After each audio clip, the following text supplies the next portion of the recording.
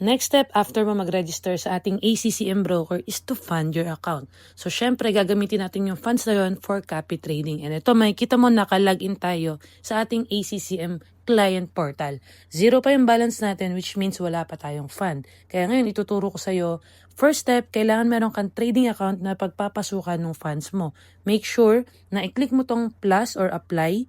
And then, dito, mareredirect ka sa ating account opening. Meron ditong type of account, pwedeng MT5, MT4, or AC Capital Live. So, ang nire-recommend namin sa FCAT, ito yung gamitin mo, MT5 AC Capital Markets Real.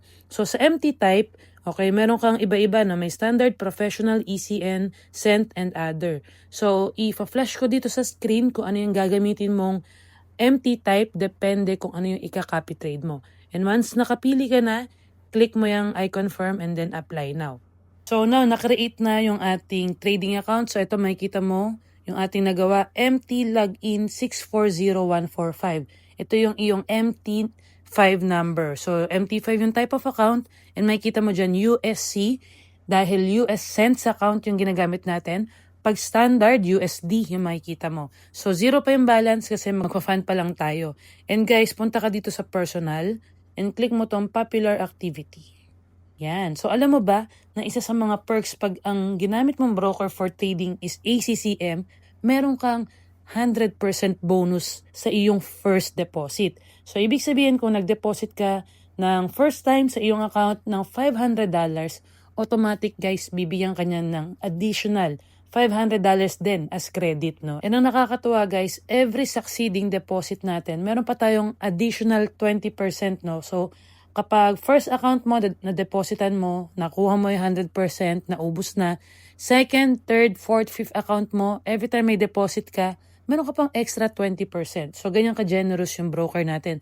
Kaya ang sinasuggest ko sa'yo, before ka mag-fund, lakihan mo na and i-maximize mo na itong 100% deposit bonus. Lugi ka kapag nag-deposit ka ng $50, di ba? Or $100, tapos yung deposit bonus, no, 100%, sayang naman, no?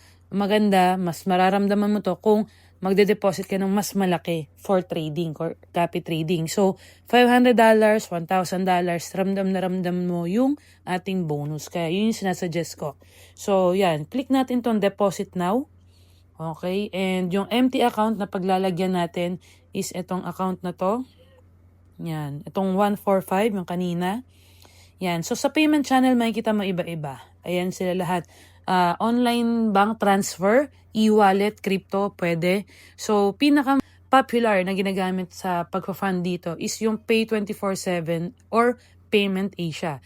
Dito sa Pay 24/7, pag kinlik natin siya, okay, ito yung ating mga e-wallet, GCash and Maya. So, pwede mo itong gamitin, napakadali mag-deposit, mareredirect ka lang sa iyong GCash and i-scan mo lang yung QR. Pag naman Payment Asia, dito mo naman makikita yung mga online banking mo, no? Baka meron ka dyang RCBC, BDO, BPI, Union Bank, e-wallet, nandito rin. Mga over-the-counter, andito rin. ATM, andito rin. So, Payment Asia ang gagamitin ko. And ayan, currency type, PHP. So, magkano yung de-deposit natin? For example, gusto ko mag-fund ng $250. So, let's say, kinlik mo 200, pwede mo pang i-edit yan na gawing $250. Kung walang option dito, no? So, let's say, gusto ko ng $250. Okay, ito yung exchange rate and ito yung corresponding amount in peso, no? Na makikita mo, 15.3. So, yan yung equivalent ng ating $250. So, ready na ako mag-deposit. Click apply now. And yan, lalabas. You're about to enter the channel payment page. Continue. So, yan. Click mo yung pay now. So, click ko muna tong I agree. So, ayan, makikita mo, select a payment option. Ito yung sinasabi ko sa'yo, andito lahat. Online banking, QRPH, yan. Oh, dami, di ba? Over the counter. So, ako, very convenient, pinakamadali. QRPH new. So, magge-generate lang siya ng QR na i-upload ko sa aking online banking or sa aking e-wallet. Ganun siya kadali. Or screenshot, pwede rin. Ayan, so nag-success na siya kasi guys, instant yung ating deposit and withdrawal sa ating ACCM. So automatic, papasok agad yung ating deposit. So ayan guys, makikita mo, may balance, $250. So na-credit agad yung ating dineposit, no?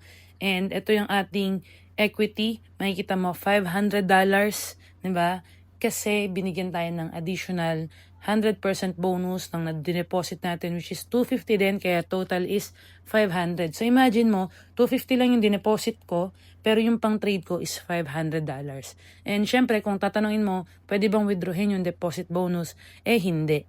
Tulong lang to para mas mapaganda yung ating trading activity and para mas maging safe yung account natin, higher deposit, higher capital na pinrovide ng broker para sa atin. So again, first time deposit, make sure mo, lakihan mo na para hindi masayang.